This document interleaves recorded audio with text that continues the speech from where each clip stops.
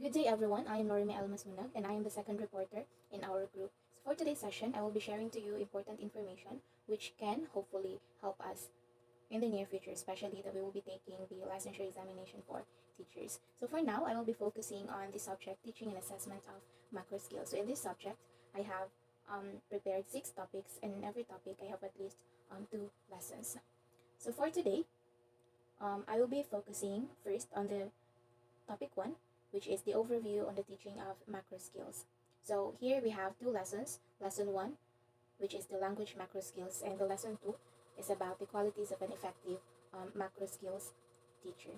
So for the language macro skills, so learning a new language can be one of the most difficult learning processes. So teaching a new language as well comes with great obstacles. In order for us to effectively teach English to someone new to the language, as we are the future language teachers, it is important for us to understand the lab, including the macro skills, know the basics of the English language, how the speakers acquire new language, and how to motivate a student to succeed where he or she is struggling. So originally, language teaching covers 4 macro skills needed for communication. This includes the listening, speaking, reading, and writing. Now that we are in the digital era, one macro skill is added on the list, and this is viewing. Now let's discuss these macro skills one by one. So let's start with listening. So listening is a communicative technique that requires the listener to understand, interpret, and evaluate what he or she hears. So listening effectively improves personal relationships through the reduction of conflict and strengthens collaboration or cooperation through a collective understanding. So it is basically the mental operation involving processing sound waves, interpreting their meanings, and storing them in memory. That is why listening is the most important skill in communication. Now let's proceed to speaking. So speaking is the second of the other macro skills. So in order for us to speak, we create sounds using many parts of our body, including the lungs rather, the vocal tract, vocal cords, tongue, teeth, and lips. So it is the delivery of language through the mouth. All right. So speaking allow us to communicate effectively, true, because it gives us the ability to convey information verbally in a way that listener can understand. Now let's proceed to the third one, reading. So reading is the process of analyzing symbols for you to understand the message conveyed by the sender. So it is the third communication skill in language, and the person usually learns to read by memorizing the alphabets, analyzing the sounds per letter, and by making and applying them in order for him or her to decode the message given by the sender. So reading takes a lot of practice. So if the receiver decodes the message successfully but don't understand what she is reading, what he or she is reading, then communication will likely fail. Now let's proceed to writing. So writing probably is the most complex skill in education because it takes time and practice to master the skill. So writing can be practiced by knowing the strokes per letter.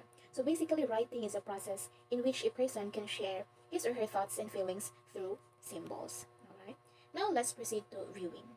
So the dominance of visual media has led to the inclusion of viewing in the macro skills. So with the inclusion of viewing in the macro skills and proliferation of multimedia technology, it is important that both speakers and listeners critically assess audiovisual inputs and make meaning from them. This is according to the Curriculum Planning and Development Division 2010. So viewing refers to the perceiving and examining, perceiving, examining, interpreting, and construction of meaning from visual images, and is very crucial to improving comprehension of print and non-print materials. So viewing requires new forms of literacy. So what are these literacies? We have here the media literacy and the visual literacy. So media literacy refers to the ability to access, analyze, and evaluate media and technology information that involves moving images and sound effects. This is according to Hobbs and Frost 2003. So examples of media literacy, say for instance, is an in-depth exploration of social issues through advertising, films, propagandas, and the like. So visual literacy, on the other hand, refers to the power of giving meaning to and building up similar messages for visual messages and the ability to construct meaning from images. So this is according to Borges, Johnson, Bonomo, Colbert, and all 1999. So visual literacy is the set of abilities that enables an individual to effectively find, interpret, evaluate, use, and create images and visual media. So these macro skills can be grouped into different categories. So first, they can be grouped into a productive and receptive skills. But before we group these macro skills, let's first define what is a receptive skill and what is a productive skill.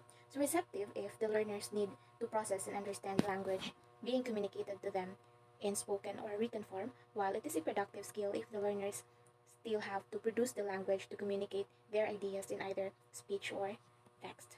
So here, receptive, the macro skills under receptive includes the listening and reading, while in the productive includes speaking and writing. So these four skills can also be grouped in another way. So they can be grouped to an oral skill or to the literacy skill. So in oral skill, we have here the speaking and listening, while in literacy skill, we have here the reading and writing.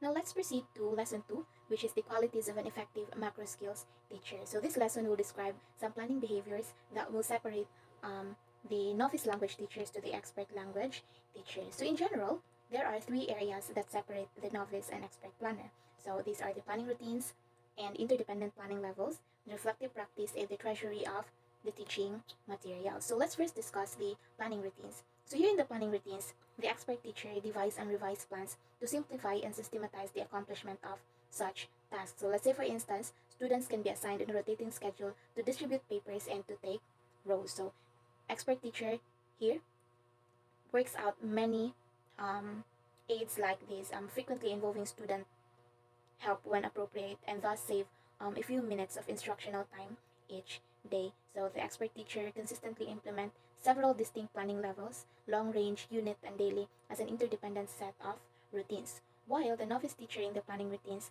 will usually do most of the routines on their own. Now let's proceed to reflective practice. So let's first define what is reflection. So reflection is an active mental process that master teachers use consistently as they interact with students in the curriculum. So here, the expert teacher consistently rehearsed classroom scenarios before teaching. So they frequently are talking to themselves about what they wanted to have happen in class. So rehearsals included consideration of the best instructional options and methods for handling anticipated classroom dilemmas, such as let's say, for instance, the class doesn't respond as expected to a lesson. So furthermore, those teachers follow each lesson as soon as possible with a period of reflection and taking quick notes on what worked well and what did not. So here, the novice teacher in the reflective practice won't ask others about the way they do things and why. So they are usually, of course, they're still new. So there could be a possibility that they are still shy talking with their colleagues. So they're still ashamed to talk or discuss with their colleagues. So next, we have here the treasury of teaching materials. So an expert teacher file cabinets or computer files full of valuable resources collected over the years and the last year's plan book, while the novice teacher cannot compensate for their lack of full file cabinets or huge computer files. So novices who want to become excellent teachers simply have to become savers and collectors. So what should you save? So you should save virtually anything related to your instruction, but especially those successful learning activities, tests, quizzes, magazines, articles and pictures, bulletin board materials, and the list is almost endless. So I think that's all for the first topic. Now we can proceed to the second topic.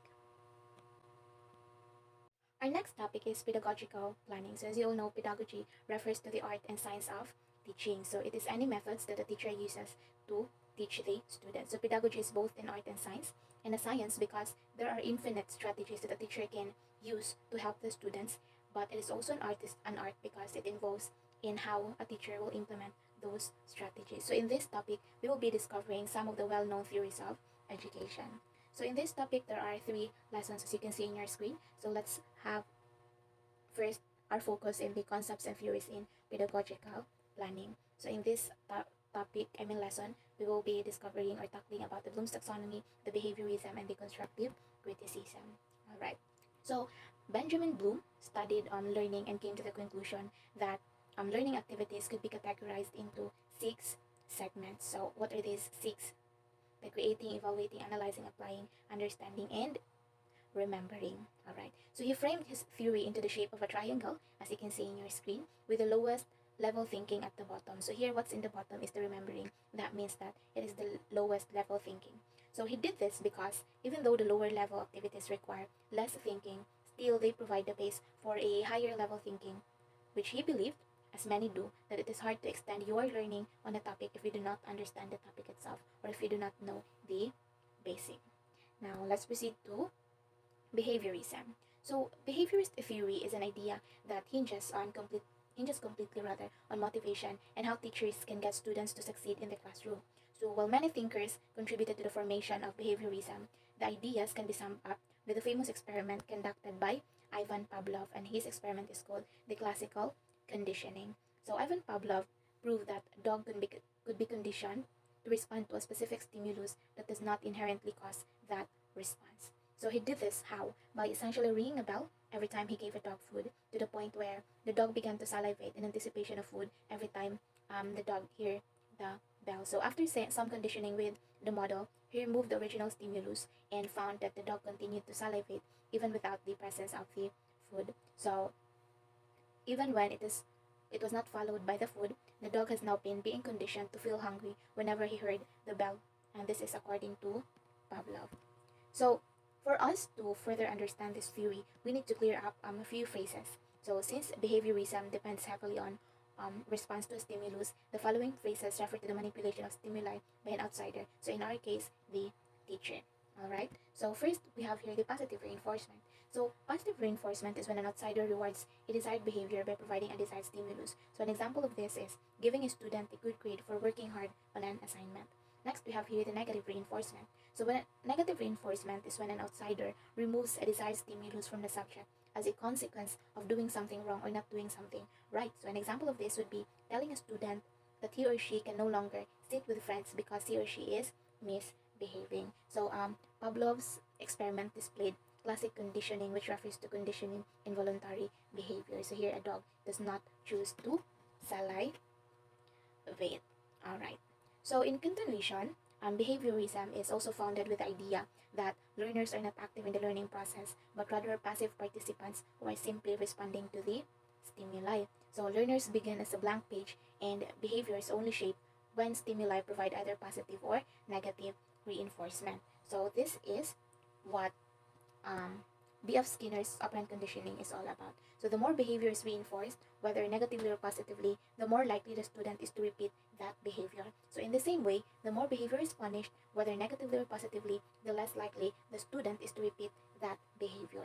So in other words, how often do you need to reinforce or punish behavior in order for it to have the most lasting effect on the subject? So here, in the operant conditioning, B.F. Skinner tested the efficacy of different methods of disbursements for reinforcement and punishment. So just like earlier, we need to clear up some terms in order to fully understand this theory. So we have here five terminologies: the continuous reinforcement, the fixed ratio reinforcement, fixed interval reinforcement, variable ratio reinforcement, and variable interval reinforcement. So let's first discuss the continuous reinforcement. So this is when a subject is reinforced every time he or she performs the desired behavior. So in this reinforcement, Skinner found that this did not motivate students. They did not work as hard, and when the reinforcement was removed, they quickly stopped performing the desired behavior. Next, we have the fixed ratio reinforcement. So this is when the subject is reinforced after a specific amount of time that he or she performs the desired behavior. So here, Skinner found that subjects worked harder with this method and were likely less to stop the desired behavior after the reinforcement was removed. However, this was not the most effective method. Next, we have here the fixed interval reinforcement. So this is when the subject is reinforced after a designated amount of time, provided the desired behavior has been performed at least once during that time. So Skinner found the subjects work moderately hard and were about as likely to stop the behavior as the previous model after the reinforcement was removed. Next, we have here the variable ratio reinforcement. So this is when the subject is reinforced after a random amount of times performing the desired behavior. So here, Skinner found that this method makes subjects work hard and took a long time to stop the behavior after the reinforcement was removed. We also have the last one, the variable interval reinforcement. So this is when the subject is reinforced after a random amount of time elapsed, providing the subject performed the desired behavior at least once in that time. So in this reinforcement, Skinner found this worked equally as well as the previous model, with subjects working hard and taking a long time to stop the desired behavior after the reinforcement was stopped. All right. So now let's proceed to modeling. So one of the best ways to help students understand new knowledge or get the grasp of difficult skills is through modeling and scaffolding, which involve the teacher showing students how things are done. All right. So some are the ways that um, the teacher can model the students. So first, model desired personal characteristics. So here it says to present yourself as a role model for optimal behavior during a lesson. So at any given time in your classroom, you are asking the students to be responsible, to be creative, diligent, thoughtful, and respectful. The students are more likely to meet these expectations if they see you meeting them as well. All right. So next we have here to model a task. So you could tell the students exactly what they should do and let them do it, or you could show them what they should do and help them work on it. So let us say you want to teach active reading and annotation strategies to your students. You can do one of two things: select a piece of reading and read it to the class, annotating it annotate it the same way you expect your students to annotate. So this way, there will be no confusion about what you are expecting from them. Next, we have here to model metacognitive thinking. So this is to show them how your thought process works. So when you're trying to help your students become better thinkers and arrive at conclusions more efficiently and effectively, it can help to show them how your thought process works. So in a language class, you could walk your students through how you would break down a word for proper pronunciation and potential meaning. So another one is to let the students do the modeling. So you have to assess your students' strengths and weaknesses and give them opportunities throughout the year or course to model their strengths to the class. So not only that you will be reinforcing their success and solidifying their mastery of the skill, but you will be letting students learn from other students. Next, alright, so in whatever way you choose to use modeling, you will make a huge impact on how well your students understand the skill or knowledge you are working on. So sometimes students need to see how it is done, not just hear how it should be done in order to find success. Alright, so now let's proceed to the third one, which is the assessment planning. So here in assessment planning, we have this term called backward planning. So backward planning is an educational strategy that helps teachers make sure everything they do leads to their assessment. So it is pretty simple idea, though it is fairly difficult to execute perfectly. So here are the steps that you need to take if you would like to implement backward planning. So first, figure out what exactly you are trying to do with the unit you are planning. So at the end of the unit, what are you hoping your students will be able to do? So these are your unit objectives and should be created with care because everything you do during the unit will have to work towards these objectives. So second is to design an assessment in line with the objectives you created. So if your objectives are an expression of what your students should be able to do by the end of your unit, then your assessment needs to assess whether your students are able to do these things. And third is to figure out what your students will need to achieve your objectives. So what skills do they need to improve on? What knowledge do they need? So what do they need to practice? So what steps do they need to get to the point where they can be successful in the assessment and therefore fulfill your objectives? These are the steps to implement backward planning. Now let's proceed to the tips to provide constructive criticism. So great teachers make the students a part of the process. So asking them to reflect on their own learning and identify what kept them from finding success.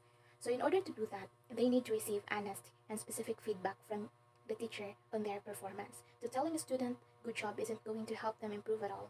So honesty is important, but it is also important that you as a teacher is sensitive to the fact that excessive criticism could simply demotivate your students. So that's why here are the tips to provide constructive criticism. First, make sure your expectations are very clear to your students. So if they properly understand what is expected from them, you can get a true picture of what they are able to accomplish and they don't feel blindsided by your feedback. Next, when you are providing feedback, be specific. So vague and general feedback is worthless. So if you provide meaningful feedback, they are even less likely to focus on it. Third, you have to balance your positive and negative feedback. So never only provide negative feedback because there is always something good you can say. So while a student will be upset getting negative feedback, it will definitely help that you have provided a silver lining so they see their work was not worthless. So next is to refer back to your instructions. So if students are struggling with something you have not taught in the unit, then it is something that you will have to discuss with them. And the fifth one is to require students to have reflection activity. So you have to require your students to do some sort of reflection activity that forces them to read or review the feedback you have provided. So if they do not receive the feedback, what is it accomplishing, right? So I think that's all for the second topic.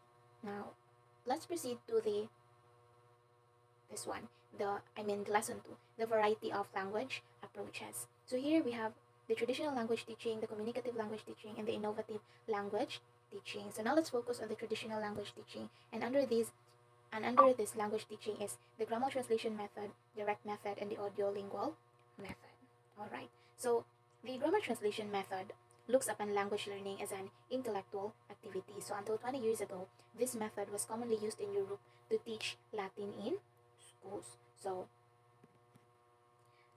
okay, so the grammar translation method, little attention is being given to speaking or listening, and it focuses more on the reading and writing. So the central text for each lesson is literary, and the passages are selected from authors such as Mark Twain, George Orwell, Charles Dickens, or modern writers such as Chinua Achebe. Alright.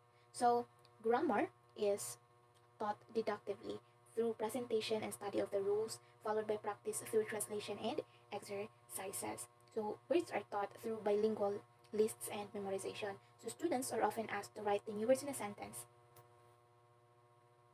The new words in a sentence. Now, let's proceed to the direct method.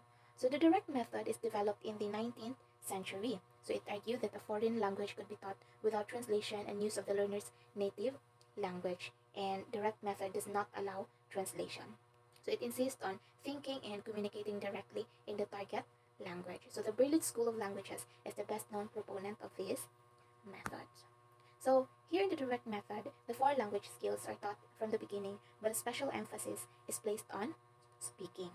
So it starts with the reading aloud of a specially graded text, which introduces the lesson's vocabulary and grammatical structure. So practice follows with exercises, and the exercises includes filling in the blanks, dictation, controlled composition, or listening comprehension exercises. So grammar is taught inductively, that is to say, language patterns are presented and practiced, but the rules are not explicitly given. All right. The direct method teacher uses mime, demonstration, realia, and visual aids to help students understand grammar and vocabulary. Now let's proceed to the audiolingual method. So during the Second World War, army programs were set up to teach American military personnel languages such as German, French, Japanese, and Tagalog. Okay, so it puts an emphasis on oral training, and it is being influenced by behavioral psychologists who believe that foreign language learning is basically a process of mechanical habit formation. So here in the audiolingual method, skills are taught in the natural order of acquisition: listening, speaking, reading, and writing. So the classes begin with a dialogue, and students usually practice grammar patterns in drills such as listen and repeat, substitution, chain, and transformation. So accuracy in pronunciation is being emphasized and fostered through a minimal pair drills where students learn to differentiate between sounds such as the vowels in sheep and sheep, hit and hit, and beat and beat. Though lessons are sequenced according to the grammatical complexity, translation considered to cause interference from the mother tongue is not allowed. So learning is tightly controlled by the teacher who follows the text closely. Next, we have here the communicative language teaching. So under here, we have here the communicative approach, TPR in natural approach, and the competency-based approach. Alright, so for the communicative approach, the emphasis is placed on using the target language to accomplish a function such as complaining, advising, or asking for information. So attention is also paid to the social context in which this function takes place. So let's say, for instance, a different language will be used when complaining to a teacher than when complaining to a friend. So in communicative approach, all four languages skills are taught in the beginning. So in speaking skills, the aim is to be understood. So if a learner needs to know how to give advice, then this conditional is taught. So here, An interaction between speakers and listeners or readers and writer is at the root of all the activities, and learners usually work in pair or groups for role play, information sharing, and or in problem solving. Next, we have here the total physical response and natural approach. Okay, so TPR is a language teaching method built around the coordination of speech and action. So it attempts to teach language through physical activity, while the natural approach shares with TPR an emphasis on exposing the learner to hearing and understanding the language before requiring the learner to speak. So TPR in TPR and natural approach, language skills are taught in the natural order of acquisition: listening, speaking, reading, and writing. So both focus on the importance of listening comprehension, and language is acquired here, not learned. All right. So next we have here the innovative language teaching. So here in the innovative language teaching, there are also three: the silent way, the community language teaching, and the Suggestopedia. So here in the silent way, learners are actively responsible for their own learning. So in other words, learning is more effective if learners discover the rules for themselves rather than just remembering and repeating what is to be learned. So learning a language is seen as a process whereby the learner discovers the rules of the target language and then applies those rules to understand and use the language. So the basic premise of the silent way is that the teacher should talk as little as possible and should encourage the learner to speak as much as possible. So in this approach, or here in the silent way, mistakes are considered part of the process of discovering the rules, and the teacher should not interfere in this process by correcting the learner's mistake. All right. So here in the silent way, reading or writing are sequenced to follow what has been produced orally. So all four languages skills are taught from the beginning. The reading and writing are sequenced to follow that has been produced orally. So there are special charts used to teach pronunciation. First, there is this sound color chart containing blocks of color, and each one representing a sound in the target language. Second, there's this word chart containing words whose letters are color coded in the same way as the sound color chart. And the third one is this color coded charts, which help students associate the sounds of the language with their spelling. Alright. Next, we also have this community language teaching. So here in the community language teaching, it aims to involve the learner's whole personality. So CLL draws its insight and rationale from counseling techniques. So affective and intellectual well-being are given equal weight in here in CLL. So teacher function as the counselor and the students are the clients. So the teacher's role here is to understand the learner's fears and vulnerabilities as they struggle to master another language. So by being sensitive to the learner's fears, the teacher can turn the negative energy of those fears into a positive energy and enthusiasm in learning. So the relationships between the teacher and the learner and between the learners themselves therefore take on great importance. Alright. So next we have here. Alright. So here listening and speaking is being focused. Grammar rules are explained and translations are used. So a typical CLL class goes as follows. So first, the learners form a small circle. Then the learner whispers in his or her native language. Then the teacher translates and the learner repeats the teacher's translation. Then the learner's repetition is recorded on a tape recorder. Then the process is repeated with other learners in the group until an entire group discussion in the target language has been recorded. So this conversation is then transcribed and the teacher and learners discuss the transcription. So group members can then talk about how they have felt about their lesson. So that's how the community language teaching works in the class. So we also have here the Suggestopedia. So the founder of Suggestopedia is George Lozano. So he believes that language learning can be made more efficient if the psychological barriers to learning are lowered. He also believes that learners raise these barriers and limit themselves because of the fear of failure. So in order to make better use of learners' capabilities, Lozanov has developed a process of suggestion which he has applied to language learning. So this process is designed to promote a relaxed frame of mind and to convert learners' fears into a positive energy and enthusiasm for language learners.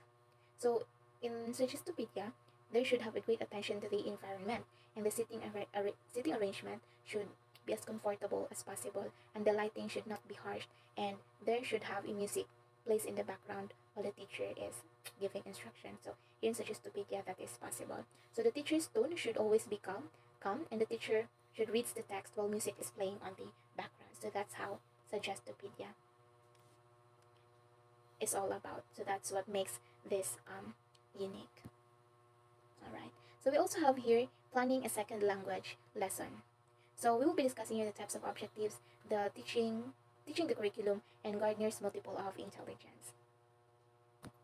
So first, let's discuss the types of objectives. So we have here cognitive, psychomotor, and attitudinal objectives. So cognitive objectives refer to students enriching their knowledge, demonstrating their knowledge, and practicing skills related to the knowledge they are enriching. So in cognitive objectives, students are expected to comprehend, apply, and synthesize their knowledge. Psychomotor objectives, on the other hand, is common in the early education and education for students who struggle with coordination and dexterity, and it is less common in a mainstream classroom as they apply to dexterity and physical coordination. So we also have here attitudinal objectives. So attitudinal objectives is rare but is very purposeful when used as a classroom objectives. So this objective requires the students to behave in a certain way, and this is commonly referred to as the affective objectives. So now let's proceed to Gardner's multiple of intelligences. So Howard Gardner, of course, is the proponent of this one, and there are multiple types of intelligence, and he believed that each is valuable in its own way. So here is the multiple intelligences, according to Gardner. So we have here the visual spatial intelligence. So those who are visual spatial intelligent are good with directions, maps, charts, videos, and pictures, and they are more likely to have this work like an artist, or an engineer. So those who are linguistic verbal intelligent are able to use words well both in speaking and writing. They're also good at writing stories, memorizing information, and reading, and they are more likely to become writer, lawyer, teachers in the near future. So logical mathematical intelligence, on the other hand, are good at reasoning, recognizing patterns, and logically analyzing problems. So they're more likely to become scientists, mathematicians, engineer, accountant, and many more. So there's also this bodily kinesthetic intelligence. So these are those who are good at body movement, performing actions, and physical control, excellent hand-eye coordination and dexterity, dance, build. So they can be a dancer, a builder, sculptor, or an actor. We also have here the musical intelligence. So those who are intelligent musically or musically inclined are good at thinking in patterns and rhythms and sounds. So they have a strong appreciation for music and often good at musical composition and performance. So they are more likely to become musician, composer, singer, music teacher, and many more. So we also have this interpersonal intelligence. So here, the child is good at understanding and interacting with people. They are skilled at assessing the emotions, motivations, desires, and intentions of other people or those around them. And they are more likely to become a psychologist, philosopher, counselor, salesperson, or a politician. So last two, we have here the interpersonal intelligence and the naturalistic intelligence. So those who are intrapersonal intelligent are good at being aware of their own emotional states, feelings, and motivations. So they tend to enjoy self-reflection and analysis, and they are more likely to become philosopher, writer, theorist, and a scientist. Lastly, the last but not the least, is the naturalistic intelligence. So they are more in tune with nature and are often interested in nurturing, exploring the environment, and learning about other species. So they are aware of the subtle changes of the environments, and they are more likely to become biologists, conservationists, and many more. So that's all for the second topic. Thank you so much for listening.